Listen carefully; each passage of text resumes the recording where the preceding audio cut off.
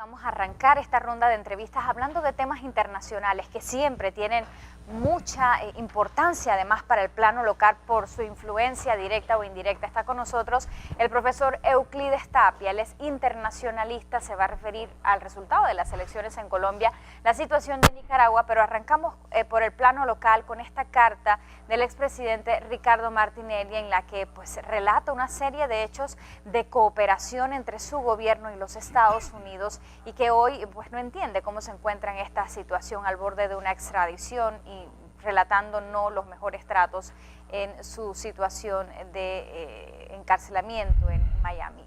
¿Cuál es la opinión, don Euclides Tapia, suya al respecto de esta carta? Unos la cuestionan y dicen hay mucha dosis de entreguismo en la misma, otros dicen es una realidad y que además no le atañe únicamente a la administración Martinelli, sino a todos los gobiernos. ¿Cómo lo ve usted? Bueno, primero que nada, yo creo que es bueno aclarar que yo voy a hablar a título personal. Yo no le debo nada al señor Martinelli, ni nada por el estilo.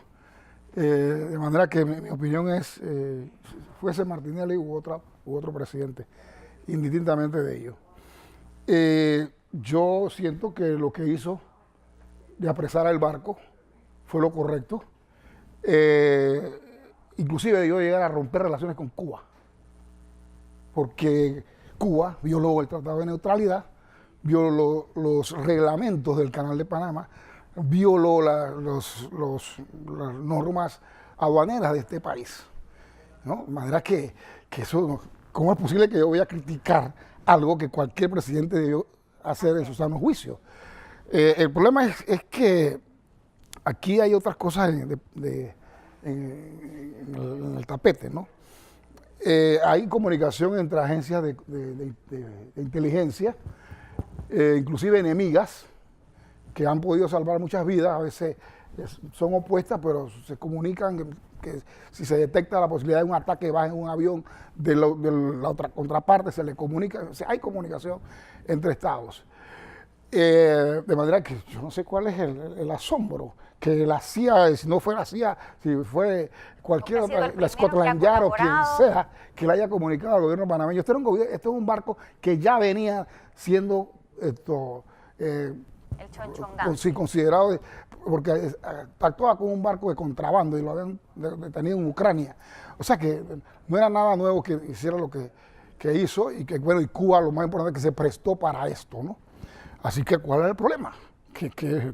O sea, aquí, ¿cuál es la postura que debemos adoptar? ¿Que había que apoyar a Cuba, a Fidel Castro, que todavía está vivo? No entiendo. Es que no entiendo esa parte. ¿Qué de pecaminoso otra cosa, la carta, por ejemplo? Otra cosita. Hay aquí en este país acciones de agencias de inteligencia, en embajadas de este país, que proveen de información a partidos políticos y organizaciones políticas. Lo que pasa es que la gente a veces no lee entre líneas de información que es imposible que un partido político lo pueda obtener de su membresía o de una organización gremial. Y son informaciones que le suministran, de inteligencia, que le suministran embajadas que están en pro o en contra de una posición política. Así que aquí yo no sé cuál es el asombro, ¿no? Eso de que atentó contra la responsabilidad del Estado. ¿Cómo así? Había que defender a Cuba. ¿Una política servil, decían algunos, a Estados Unidos? ¿Por qué sentido servil? El problema aquí es que de pronto el expresidente Martinelli, bueno, está sentido de que cooperó con Estados Unidos en algunas ocasiones y que Estados Unidos no le dio un trato recíproco. Pero lo que pasa es que Estados Unidos tiene una división de poderes, que no es este país, ¿no? Y donde el Ejecutivo, pues de pronto tiene un peso muchísimo mayor aquí que allá, pero eso no tiene nada que ver con lo que el accionar de él, concretamente, en este caso, fue correcto, a mi juicio. Debe ser una lección para otros expresidentes, no solo de Panamá, sino de América Latina en general, incluso de presidentes en ejercicio, ver lo que le ha ocurrido a Martinelli, quien esperaba que tras esa colaboración de su gobierno con Estados Unidos, le fuera mejor en este proceso que enfrenta. Es que Martinelli tenía que actuar así, ya fuese la información proveniente de Estados Unidos o de cualquier agencia de inteligencia. Eso atentaba contra la seguridad del Estado panameño. Eso es la punta del iceberg de lo que pasa por el Canal de Panamá. Aquí pasan drogas y qué otras cosas no pasan. Ahí detectaron armas, pero pasan muchas cosas más. O sea que el problema... Yo me refiero... Yo entiendo de que si ser leal a los Estados Unidos, no es que el problema no es Estados Unidos. El problema es que había una información fidedigna que había que resolver y que independientemente de quién la suministró. Ahora, Que esté sentido con Estados Unidos, bueno, todo el mundo sabe que los Estados Unidos tienen, como cualquier potencia, sus intereses particulares, ¿no? Eso hay que estar claro. Y no hay que pretender o creer que por eso esto me van a corresponder en una coyuntura determinada, como ocurre con el caso de Martinelli. Además, repito, allá hay una de separación de poderes muchísimo más clara que en este país.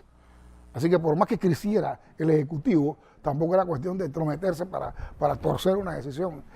Eso no es tan sencillo. Quiero pasar a analizar los otros temas que hemos prometido. Arranquemos con el tema Colombia. Muchos dicen que es un resultado verdaderamente histórico porque por primera vez se tiene alineado a un candidato de izquierda abiertamente frente a un candidato de derecha y que evidencia esta polarización de Colombia en estas elecciones. ¿Cómo ve el resultado? Otros les impresionó que Fajardo no haya subido la loma, muchos dicen que no están preparados para un presidente progresista. ¿Cómo analiza usted el resultado de estas elecciones? Bueno, esto, yo no sé por qué esa etiqueta de que Fajardo, de Petro es de izquierda, si el partido de izquierda está apoyando a Fajardo, el Polo Democrático. Así que Fajardo, Petro lo que representa son los lineamientos de Naciones Unidas, de los objetivos del milenio. En eso concentra básicamente su postura. Yo no siento que es una polarización izquierda-derecha, ¿no? Porque Petro no es necesariamente de ese espectro, aunque puede tener algunas posturas pues, que de pronto rompen el molde, pero no creo que hasta allá. Pero en realidad tampoco le veo posibilidades a Petro de ganar porque a pesar de que en el espectro que no apoyó la elección o el favorecido en la elección colombiana, puede sumar adeptos como es el caso de Fajardo, como es el caso del Partido Liberal, de la Calle, que sumarlo, esto no es matemático, o sea que todos los votos de Fajardo o de la Calle, van a ir directamente pues a Petro. Sí. ¿Y eso le puede restar a Iván Duque? No, sí le va a restar, va a ser una elección donde va a haber mayor cantidad de votos para Petro, evidentemente, pero la distancia que tienen que acortar uno y otro son muy, muy diferentes.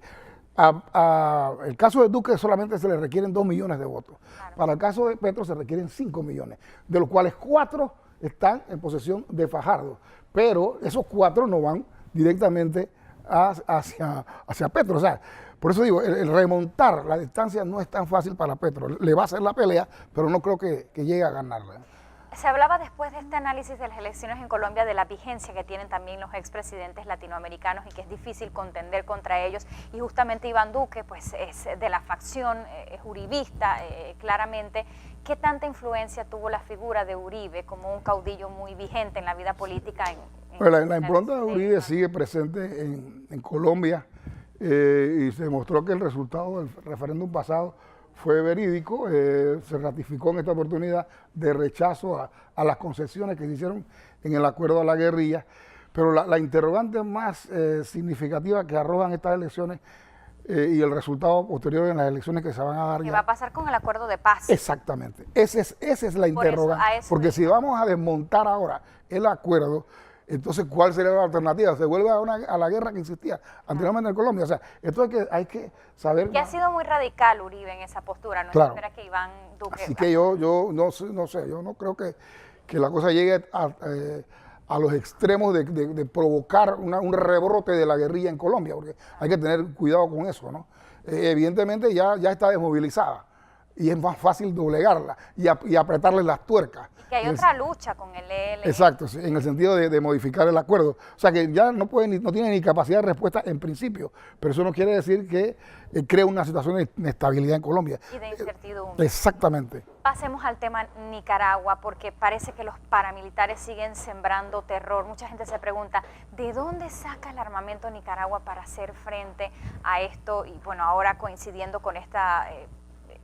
conflicto interno del país que no logra establecerse bien en un diálogo, ya ascienden a algunos meses esta lucha interna, más de 100 muertos. ¿Cómo aprecia lo que vive Nicaragua en este momento? Bueno, yo siento que al gobierno se le escapó de las manos, ¿no? La situación, como se ha hecho evidente, esa accionar de estos grupos paramilitares creo que ya requieren de una condena internacional. Aquí estamos viviendo con la época del periodo de entreguerras, cuando estaban los fascistas en Italia de Mussolini, o los grupos paramilitares de Hitler. O sea, estos son los grupos que usa Ortega y que usa Maduro. O sea, yo no entiendo que sobre esto no haya un pronunciamiento internacional. ¿Cómo que un gobierno, ONU, OEA en estos momentos, esto va a permitir que un partido político que está en el poder utilice fuerzas paramilitares de choque para poder controlar la oposición o las protestas? Eso no puede ser.